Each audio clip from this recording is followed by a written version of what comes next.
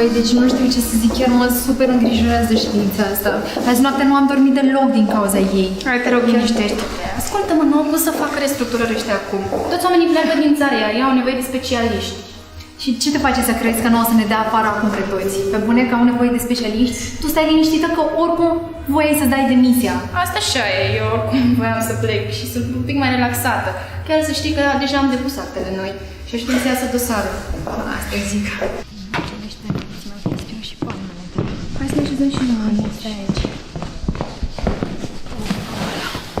Ai idee despre ce e vorba?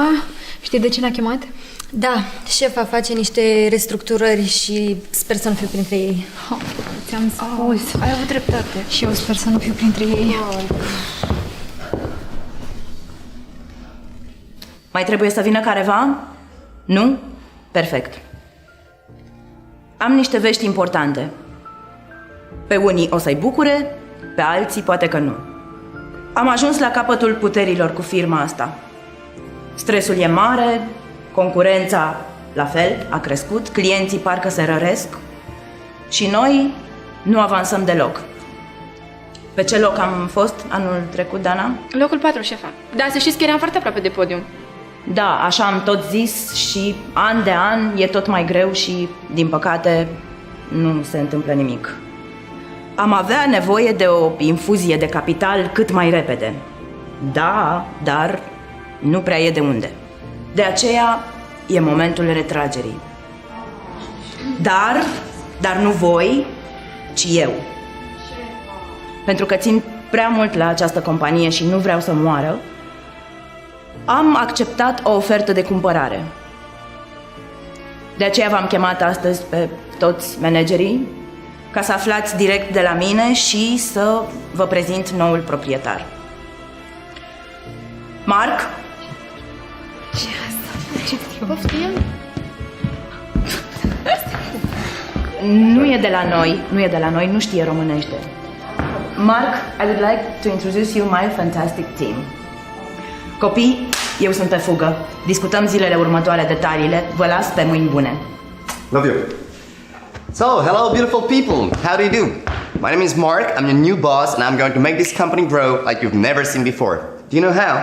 Just like you would do with some sensual and classy dance moves. You, come here. Me? Yes, beautiful, come here. Can you feel the music? Come on, Tapel 2. Daniela! Daniela, I want some power. I want some passion. I want some courage and control. I want some orgasmic victory. Sir! You can call me Mark. It's alright. Everybody, I'm Mark. Now go back to your seat. Go. And I shall call you Pretty Eyes. Cât e de nebun, deci nu vine să cred. E dus, cum să facă așa ceva? Mi-mi place. And before I leave, I want you all to know that I'm gonna give you a 100% raise starting with this month. And for the management team, I'll give you €1,000 as a loyalty bonus. So see you tomorrow with all the data and all the numbers. Yeah? Is that cool? Yeah. Love you all.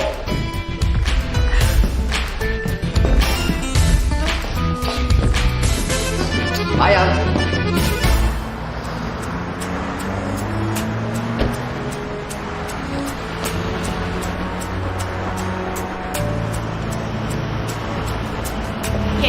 Da, doamnă, l-am adus. Haideți că vă conduc. Deci? Deci ce? Sărută bine? Hai, mă, în serios? Hai, zi! Da. Dar nu contează, să ne vorbim despre asta. Da, nu, clar nu contează, dar mă gândeam așa. Și de bani ce crezi? O să se țină de cuvânt? Dacă așa a spus, de ce n-ar minți? Da, bănuiesc că acum nu mai pleci. Nu știu, încă nu m-am hotărât, chiar nu știu ce să fac. Mă gândesc totuși că banii ăștia sunt foarte buni, aș putea să investesc în firmă și ar fi super. Dar Sebi ce crezi că o să zică de asta? Nu știu, îți dai seama. Dar de sărut. Hai mă, termină cu totul, dai cu sărutul, a fost o prosteală. Păi, prosteală, dar... Adică a zis că nu vă mințiți niciodată, de asta am întrebat. Acum începi și tu. Așteaptă-mă afară. V-am spus tot, nu vreau să mai vorbesc cu nimeni. Așa se întâmpină o veche prietenă. Tu? Nu are cum.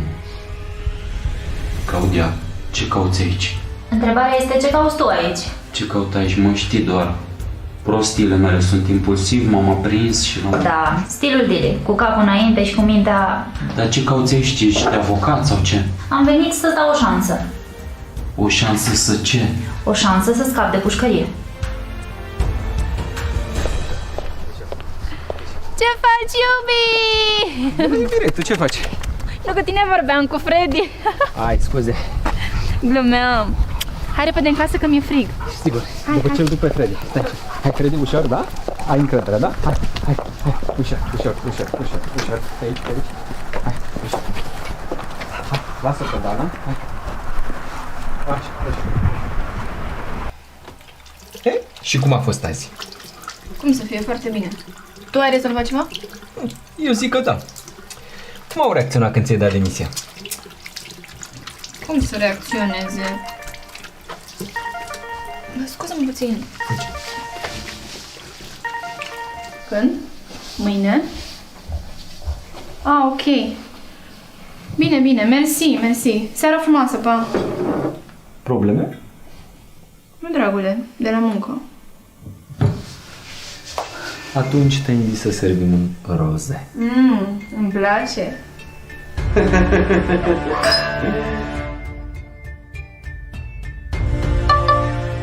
Se pare că ți-a venit șoferul. Ai fost minunat astăzi, ca întotdeauna. Și când ne mai vedem? Foarte curând. Știi că nu pot să stau fără tine. Ăsta este pachetul. Știi ce ai de făcut? Desigur. Aștept să mă suni.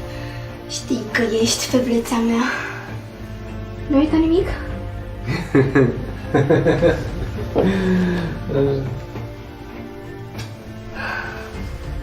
Uite.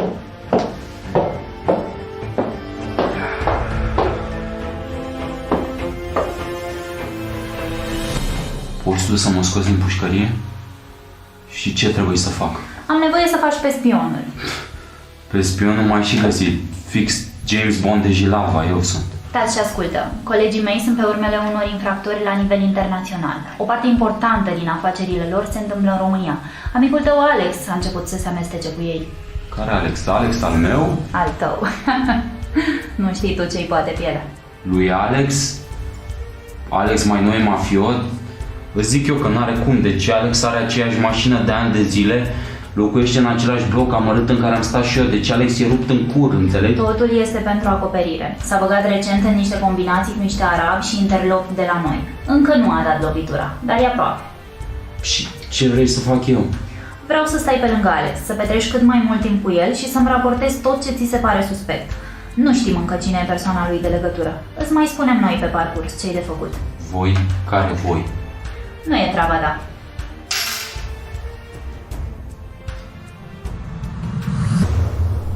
Sebi, aș vrea să zic ceva. E urgență? Nu chiar, dar... Atunci, hai cu mine sus. În dormitor. Am o surpriză pentru tine. E genul ăla de surpriză? Hai cu mine.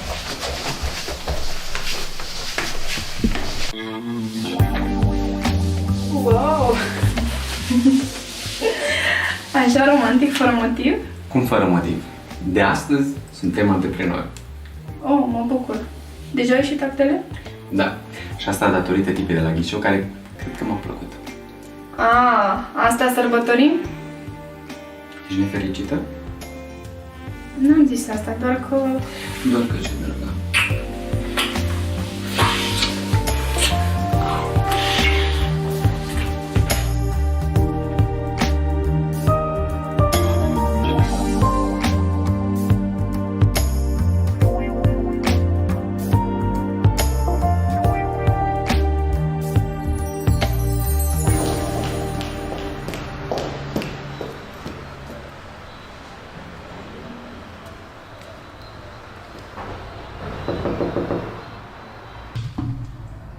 Sorry for the delay. Oh, pretty eyes, don't worry, step in.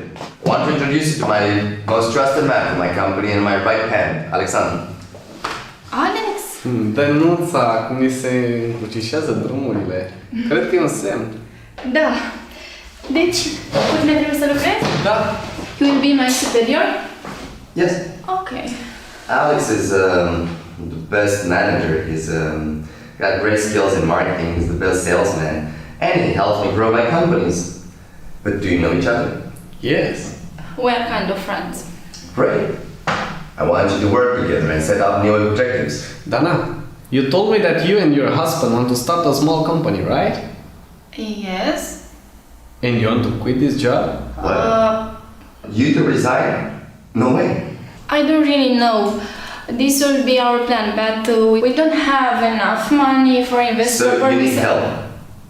But what field are you approaching? Social media marketing. Right.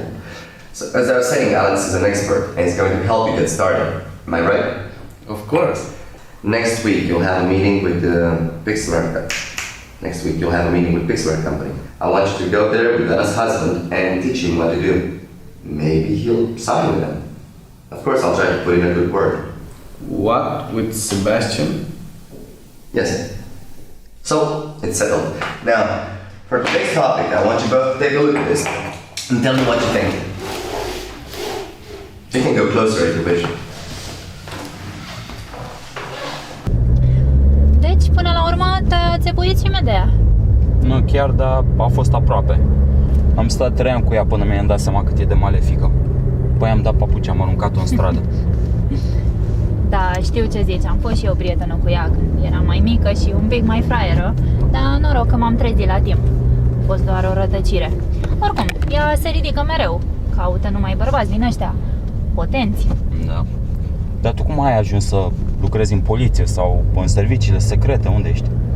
Tatăl meu lucrează de ani buni în anumite organizații și m-a pregătit și pe mine încă de mică, doar că eu am mai făcut și modeling în paralel. Era și păcat de corpul ăsta să-l țin doar pentru mine. Doar că la ce lume aiurea este acolo, am preferat să urmez această cale. E mai incitant, mai bănos și fac și bine societății. În fund, golan de ăștia, ca tine. Ca mine? Deci eu lucram de dimineață până seara. Hai mă, nu mă provoca, ai noroc că mi-ești prieten și că am și nevoie de tine. Plus că asta este o altă condiție, să știi. Renunți la toate mizeriile pe care le faci și poate scapi. Uite aici, te rog, lasă-mă. Deci, de când încep? De acum. Totul nu i-ai zis? Nu, încă nu i-am zis de preaviz. Nu sunt hotărâtă. Dar Marc a promis că o să ne ajute, are super multe cunoștințe. Chiar mâine o să meargă Alex împreună cu Sebi la o firmă importantă. Și sper să ne devină primul client. Marc se cam dă la tine și de asta te ajută. Adică crezi că e ok să te încurci cu el? Hai mă, termină ceai, n-am eu nicio treabă cu el. Înțeleg că nu-ți place deloc de el, nu? Normal că îmi place, dar doar așa ca om. Auzi, Sebi știe de sărutul ăla dintre voi? Bă, scuză-mă, dar eu am puțină treabă acum. Mai vorbim noi, da? Bine, hai, te pup, pa, pa!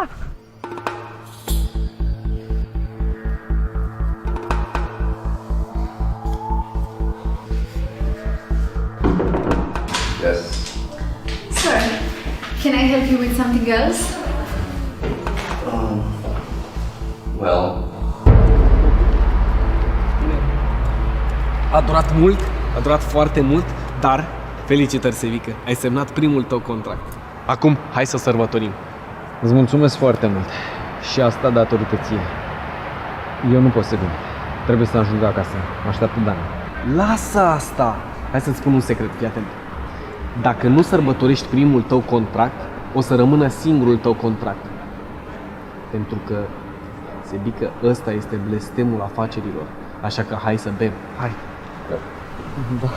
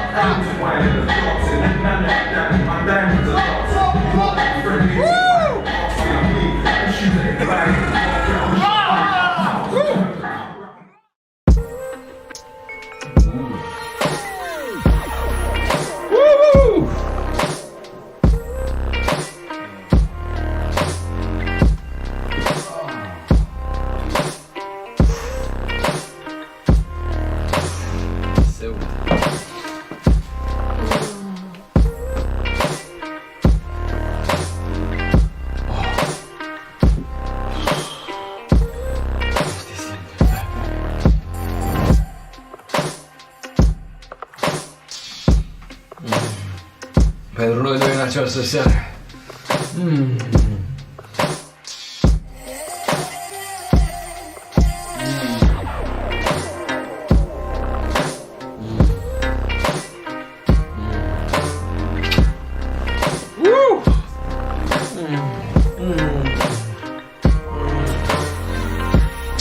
Cea mai tare seară!